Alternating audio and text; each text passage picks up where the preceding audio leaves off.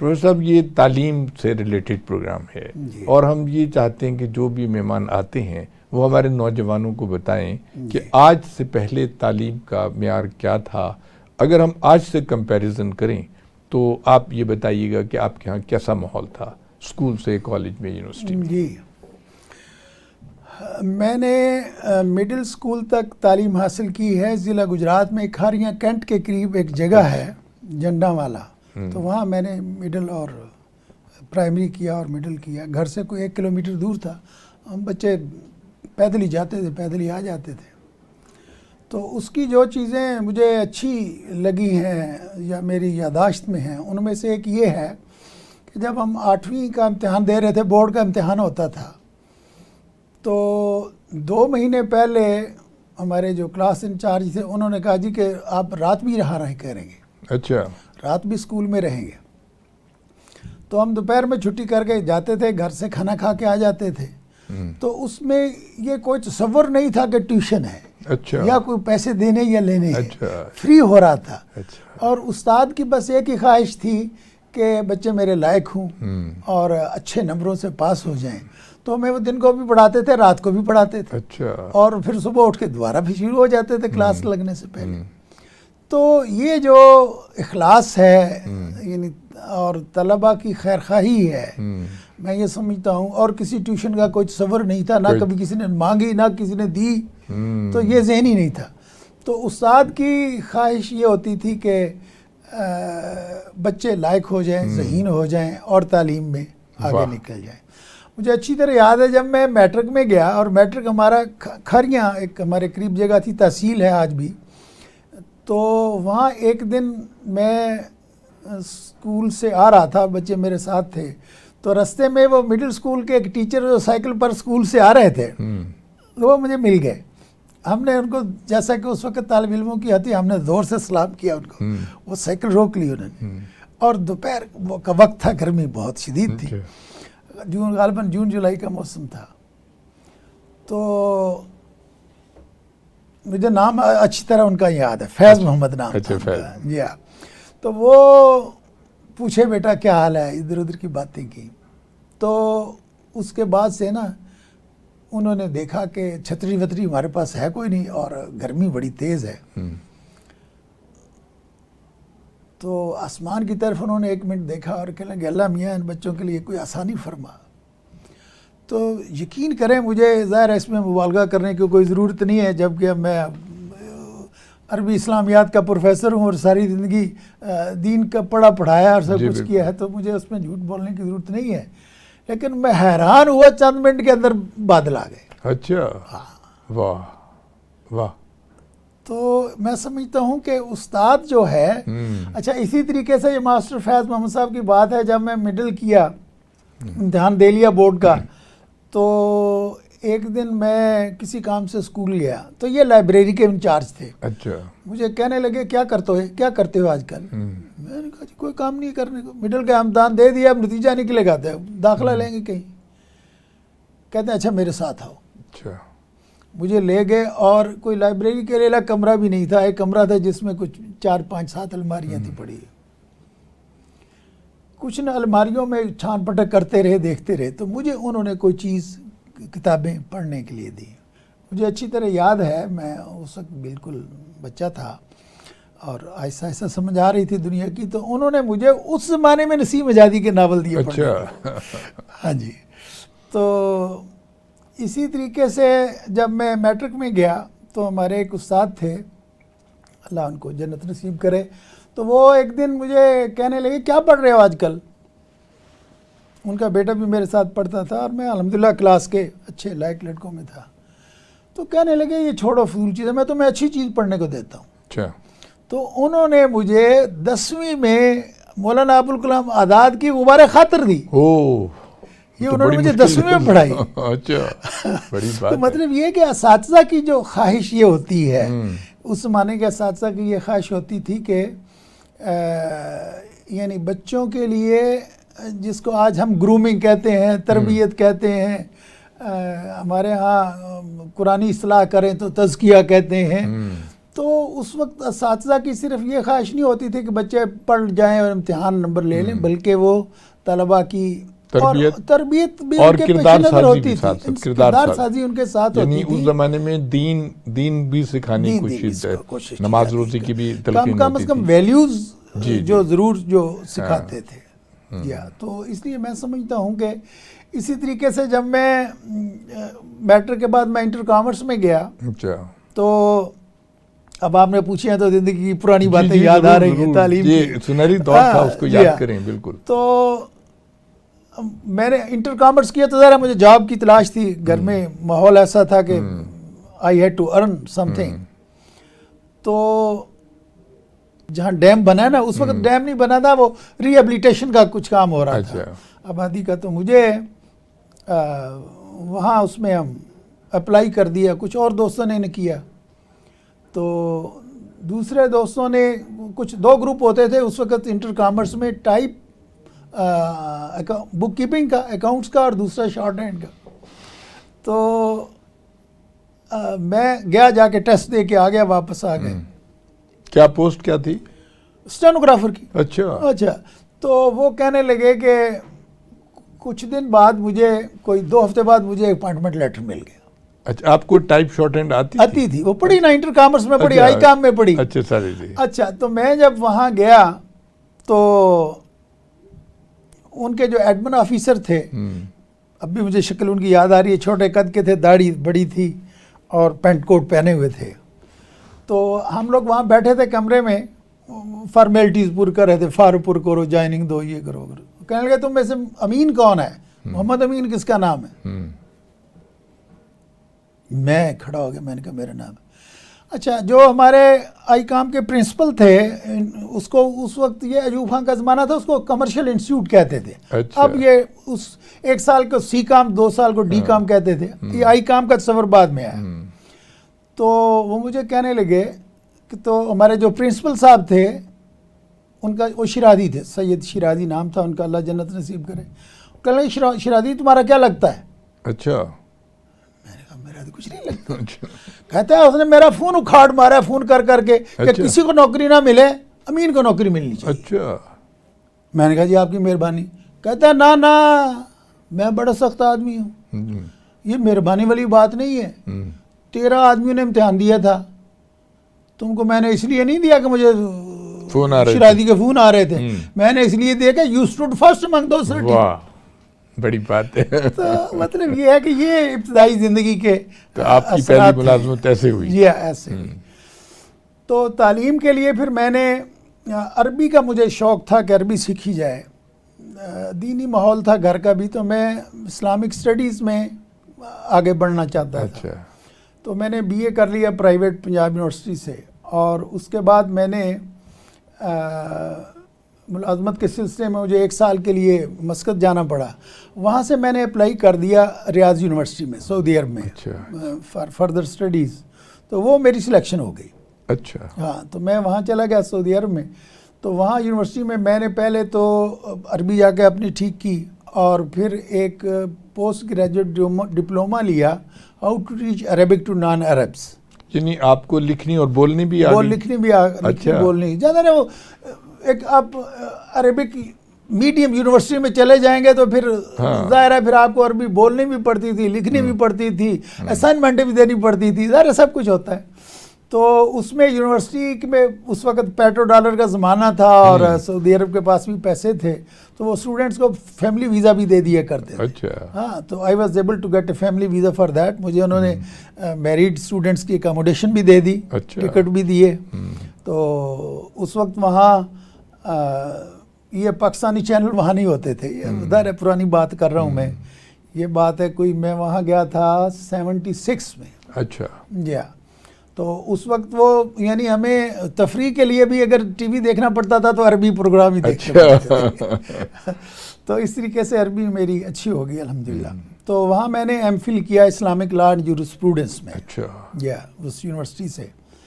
تو پھر میں نے پی ایچ ڈی کی کوشش کی، تو یہ خیال آیا کہ بھی عربی تو سیکھ لی، اور عربی اساتذہ سے فضلاء تھے، دمشق کے کچھ اساتذہ تھے، شام کے کچھ، سوڈان کے کچھ، مصر کے، تو بڑے اچھے اساتذہ سے پڑھنے کا موقع ملا اور استفادے کا موقع ملا. اور میں غالباً اس انسٹیٹیوشن میں، یا اس وہ اصل میں کالج آف ایجوکیشن تھا، تو ٹیچرز ٹریننگ کا ادارہ، تو اس میں میں واحد پاکستانی تھا. لیکن یہ تھا کہ الحمدللہ میں نے اچھے نمبروں سے وہ سارا امتحان پاس کر لی. تو اب میری خواہش تھی کہ میں اب کچھ جس طرح عربی میں کچھ اچھی گرفت ہو گئی، انگریزی میں بھی ہو جانی چاہیے. تو ظاہر ہے بی اے سی تو میں نے کیا ہوا تھا، تو اور دفتروں میں کام کرنے سے فنکشنل انگلش بھی بہتر تھی. تو اس میں پھر باہر جا تو نہیں سکا، لیکن اس وقت میں نے ڈسٹنس ایجوکیشن کا ایک پروگرام جوائن کر لیا. لیکن اس میں مجھے ٹیچر بہت اچھے مل گئے. اس میں ایک لندن یونیورسٹی کا school of oriental and African studies ہے، سواس. وہاں جو اسلامک لا کے انچارج تھے professor Noel Coulson. He is a very known and expert in Islamic jurisprudence. ان کی 3-4 کتابیں ہیں اس پہ. تو فرسٹ ورلڈ وار کے بعد وہ یہ انسٹیٹیوشن بنا تھا لندن یونیورسٹی میں، اور بہت پریسٹیجیس انسٹیٹیوشن ہے، آج بھی یونیورسٹی آف لندن مشہور ہے. تو اس میں ان کے ساتھ میں نے کام کیا تھیسس کا. تو اور ان کے جب وہ باہر گئے تو ان کے ایک اسسٹنٹ تھے، اسسٹنٹ پروفیسر تھے. کوئی لا کی فرم تھی جس میں آپ نے کام کیا؟ نہیں، یونیورسٹی کی بات کر رہا ہوں. اچھا، یونیورسٹی کی بات، لندن یونیورسٹی کی بات کر رہا ہوں. وہ ایک انسٹیٹیوٹ ہے جس میں یعنی ایسٹرن لا اور افریقن لا پڑھایا جاتا ہے. یا تو ایسٹرن لا کے حوالے سے اسلامک لا بھی ان کا ایک سیکشن تھا، ڈپارٹمنٹ تھا ایک. تو وہاں کے ساتھ مل کے میں نے وہ تھیسس لکھا، اور وہ تھیسس چھپا ہوا ہے پاکستان میں. سنگ میل والوں نے اس کو چھاپا. اور میں نے وہ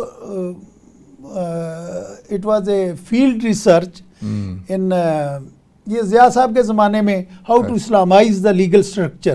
اس پہ وہ یعنی ہاؤ اٹ ہیپنڈ، یعنی وہ سارا پروسیس جو تھا نا، سارا Islamisation of laws and legislation کا، وہ میں نے انالائز کیا ان کے لیے. اور وہ کور. تو ڈاکٹر صاحب یہ بتائیے کہ اب جو ہم جن مسائل سے گزر رہے ہیں، ہمارے ہاں دیکھیے کریکولم ایک نہیں ہے ہمارے ہاں، یعنی تعلیم میں طبقاتی فرق بہت ہے، اور کوئی اس کا حل ہے آپ کے خیال میں؟ نہیں، دیکھیے نا، جدید تعلیم کے بارے میں میں یہ سمجھتا ہوں کہ جو یعنی ڈیٹیلز میں جائیں نا، مثلا ٹیچر ٹریننگ کیسی ہونی چاہیے، کریکولم کیسا ہونا چاہیے، میں اس سے بھی ایک بات کرتا ہوں جس کو ہم ایپسٹیمالوجی کہتے ہیں. ایپسٹیمالوجی یہ ہے کہ آپ کا تصور تعلیم کیا ہے، آپ کے مقاصد تعلیم کیا ہے، آپ کے لیے نافع تعلیم کا تصور کیا ہے. واہ، بڑی یہ چیزیں جو ہیں جن کو ہم ایپسٹیمالوجی کہتے ہیں، یا تصور علم یا فلسفہ علم کہتے ہیں. دیکھیے، جیسے میں پہلے عرض کر رہا تھا نا کہ مسلمان کے لیے جو بنیادی چیز ہے وہ یہ ہے. دیکھیے، اسلام کی بنیاد 3 چیزوں پر ہے: توحید، رسالت اور آخرت. بے شک. آخرت کا مطلب یہ ہے کہ ہم اس دنیا کو آخرت پر ترجیح نہیں دیتے، آخرت کو دنیا پر ترجیح دیتے ہیں. ٹھیک ہے. اب اس کا مطلب یہ ہے کہ ہمیں دنیا میں ترقی کرنی ہے، دائرہ کرنی ہے. ہمیں دنیا میں زندہ رہنا ہے، یقیناً زندہ رہنا ہے. ہمیں دنیا میں ہماری بہت ساری حوائج ہیں، ضروریات ہیں، ہمیں انہیں پورا کرنا ہے، بالکل کرنا ہے. ہمارا امتحان اس چیز میں ہے. اللہ تعالیٰ نے قرآن مجید میں فرمایا کہ پہلی بات تو یہ فرمائی کہ ہم نے تمہیں اپنا عبد پیدا کیا. بالکل. نائب تو بنائیں. عبد، نائب نہیں، عبد پیدا کیا. بندہ، اپنا بندہ، غلام. یعنی تمہارا کام یہ ہے کہ میری عبادت کرو اور میری اطاعت کرو. یہ مطلب ہے. اچھا، دوسری بات یہ فرمائی کہ یہ جو عبادت ہے اور یہ اطاعت ہے، یہ اس کا مطلب یہ ہے کہ دنیا کی زندگی میری عبادت اور اطاعت کے تحت گزارو تاکہ آخرت میں کامیاب. سبحان اللہ، بہت اچھی بات. اب گویا اب ہمیں ڈیولپمنٹ چاہیے، اکنامک ڈیولپمنٹ بھی چاہیے، ہمیں سوشل ڈیولپمنٹ بھی چاہیے، ہمیں سب کچھ چاہیے. لیکن یہ ہمیں اپنی کیٹیگری کے اندر رہ کر، اپنے پیراڈائم میں کے اندر رہ کر کرنا ہے. اس لیے دیکھیے نا، مثلا آپ نے ویسٹ نے اکنامک ڈیولپمنٹ بہت کر لی، بھئی ان کے نزدیک آخرت نہیں ہے. ہمارے نزدیک آخرت ہے. ہم جو بھی اپروچ اختیار کریں گے اکنامک ڈیولپمنٹ کی اس میں ہمیں یہ دیکھنا ہوگا کہ ہمارے دین کی کسی حکم کی خلاف ورزی نہ ہو اور دین کے جو مقاصد ہیں وہ پورے ہوں. جب ہم یہ نہیں کریں گے تو ظاہر ہے پھر ہم نقصان میں رہیں گے. بالکل صحیح ہے. تو اسی طریقے سے تعلیم میں یہ سمجھتا ہوں کہ اور آبجیکٹو شوڈ بی کہ ہماری نئی نسل جو ہے, دیکھیے اسلام میں عورتوں کو کیوں نہیں ہے ملازمتیں اور کاروبار اور ان چیزوں پہ کیوں زیادہ وہ فوکس نہیں کرتا. وہ فوکس قرآن مجید بھی کہتا ہے, نبی کریم صلی اللہ علیہ وسلم کی صحیح حدیث میں موجود ہیں کہ ٹک کے گھر میں بیٹھو اور کام کرو. کیوں؟ فلاسفی ہے اس کے پیچھے. فلاسفی اس کی یہ ہے کہ نئی جنریشن کو اپنا تہذیبی ورثہ منتقل کرو. یہ بہت اہم ہے تعلیم میں. اور تعلیم میں تو تعلیم مدرسے یا اسکول میں بچہ تو بعد میں جاتا ہے جی, 5-6 سال تو گھر میں رہتا ہے. اور یہ 5-6 سال کا عرصہ بہت ویلیویبل پیریڈ ہے. ماہرین نفسیات بھی کہتے ہیں, نبی کریم صلی اللہ علیہ وسلم نے فرمایا. تو یہ والدین کی جو والدہ کی تربیت تھی جو ہمیں گھر میں ملتی تھی اسلام کے مطابق, اب معاف کیجئے گا وہ ہماری والدین بھی جو ہیں وہ رات کے ڈرامے ہی دیکھتے رہتے ہیں بیٹھ کے اور انڈین فلمیں ہی دیکھتے رہتے ہیں اور یا موبائل لے کے ہاتھ میں بیٹھے ہوئے, تو تربیت کا تعلیم کا کسی کو وہ شعور نہیں. لیکن ڈاکٹر صاحب یہ بتائیے کہ جو ہماری خواتین ہیں, ہماری آبادی کا تقریباً 50% حصہ ہے, اور ہم دیکھ رہے ہیں کہ ہماری جو خواتین ہیں وہ ہماری سیکیورٹی فورسز میں بھی ہیں, فائٹر پائلٹ بھی ہیں, بینکوں میں اور تعلیمی اداروں میں, ہر جگہ وہ اپنی خدمات اور طب کے شعبے میں خاص طور پہ بڑی اہم خدمات انجام دے رہے ہیں. ہم آج کے دور میں اگر آپ دیکھیں یہ نہیں کیا جا سکتا کہ ہم ان کو سب کو گھر میں بند کر دیں. نہیں, یہ بات میں کہہ رہی ہوں, میں بات اور کر رہا تھا, میں بات یہ کر رہا تھا کہ تعلیم جو ہے وہ ہمارے تہذیبی اور سماجی اور ملی مقاصد کے لیے ہونی چاہیے. یہ بات میں یہ بات کہہ رہا ہوں. یعنی اگر ہم اپنی جدید تعلیم کو دیکھیے, آپ کہہ رہے تھے مثلا انگریزی زبان کو کچھ نہیں کہتا. انگریزی زبان تو ایک ویکل ہوتی ہے for transformation of the culture of the knowledge. اب ہمارے ہاں اگر ہم صرف انگریزی پڑھنے کو کوئی منع نہیں کیتا. دیکھیے جب یہ ہمارے دیوبند کے صدر مدرس تھے اور ہمارے بہت بڑے عالم تھے, شیخ الہند کہتے ہیں ہم ان کو, مولانا محمود حسن صاحب. مولانا محمود حسن صاحب نے علی گڑھ میں اسیر مالٹا, علی گڑھ کے اندر محمد علی جوہر اور شوکت علی اور یہ سارے لوگ موجود تھے, اور وہاں انہوں نے جامعہ ملیہ بنانے کے لیے علی گڑھ کی مسجد میں یہ افتتاحی اجلاس رکھا اور اس میں مولانا تشریف لائے. تو مولانا کا وہ خطبہ جو ہے, میں ایک رسالے کا ایڈیٹر ہوں, میں 2 دفعہ چھاپ چکا ہوں اس کو, اور میرا رسالہ جو البرہان کے نام سے, اس میں 40-50% ہر مہینے ایجوکیشن پر مواد ہوتا ہے. ہاں جی. تو اس میں انہوں نے کہا تھا یہ بات جو آپ کہہ رہے ہیں, انہوں نے کہا تھا کہ مجھے اندازہ ہو گیا ہے بڑی اچھی طرح کہ اس دین کی فکر کرنے والے لوگ اور دین کے لیے میں جو سوچتا ہوں اس کی حمایت کرنے والے لوگ کالجوں یونیورسٹیوں میں زیادہ ہے, مدرسوں میں کم ہے. اچھا. اس لیے میں چل کے آپ کے پاس آ گیا ہوں یونیورسٹی, تاکہ آپ کا نظام جو ہے وہ بھی اسلام کے مطابق ہو جائے. تو جامعہ ملیہ میں انہوں نے کہا میں نے اور میرے آبا و اجداد نے کبھی کوئی زبان سیکھنے کی مخالفت نہیں کی.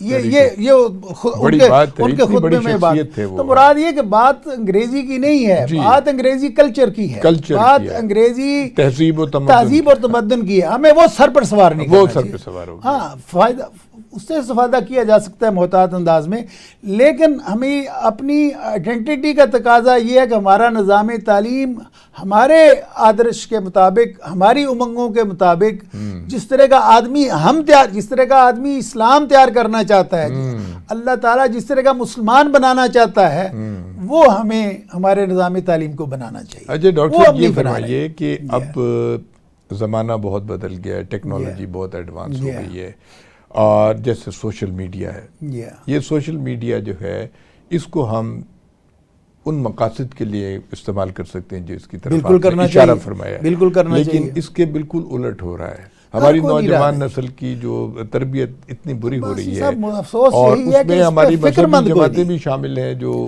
کر رہی ہیں. فکر مند کوئی نہیں ہے, فکر مندی ہونی چاہیے. آپ کوئی تجویز پیش کریں کہ کیسے ہم اس نہیں. دیکھیے, سب سے پہلی چیز جو ہے میں یہ سمجھتا ہوں بحیثیت قوم کے ہمیں دیکھنا چاہیے. آج غالباً 8 اگست ہے، 14 اگست کو ہم جی ہاں، انڈیپینڈنس ڈے یوم مناتے پاکستان۔ ہیں۔ میں یہ سمجھتا ہوں کہ کل میرے ایک دوست نے بتایا کہ شام ہمدرد میں انہوں نے عنوان رکھا کہ پاکستان میں ترقی کیسے ہو، 77 سال میں ہم نے کیا کیا۔ میں نے کہا اگر کوئی مجھ سے مشورہ کرتا تو میں کہتا انہیں پوچھو یا انہیں یہ موضوع رکھے سوچنے کے لیے کہ بھئی 77 سال میں ہم نے جس نظریے کے لیے، جس خیال کے تحت یہ ملک بنایا تھا، کیا وہ ہم نے حاصل کر لیا؟ ہاں بالکل بھی نہیں کیا، ہم تو فیل ہو گئے۔ تو یہ نرم لفظ ہے جو ہم پڑھے لکھے لوگ استعمال کرتے ہیں۔ اگر سخت لفظ استعمال کریں جسے بعض لوگ کہتے ہیں، وہ کہتے ہیں ہم نے اپنی غداری کی ہے اپنے اس نظریے سے جس کے دعوے لے کر ہم کھڑے ہوئے تھے، اور اتنی قربانیاں، we have betrayed it۔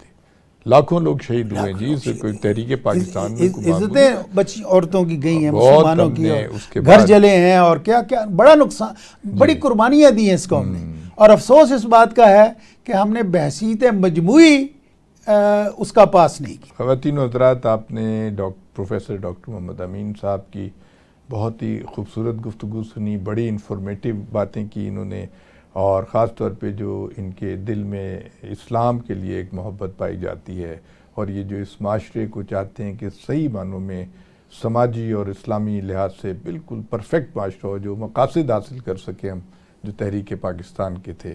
بہت شکریہ پروفیسر صاحب، آپ ہمارے پروگرام میں تشریف لائے۔ ہارون عباسی کو اجازت دیجیے گا، خدا حافظ۔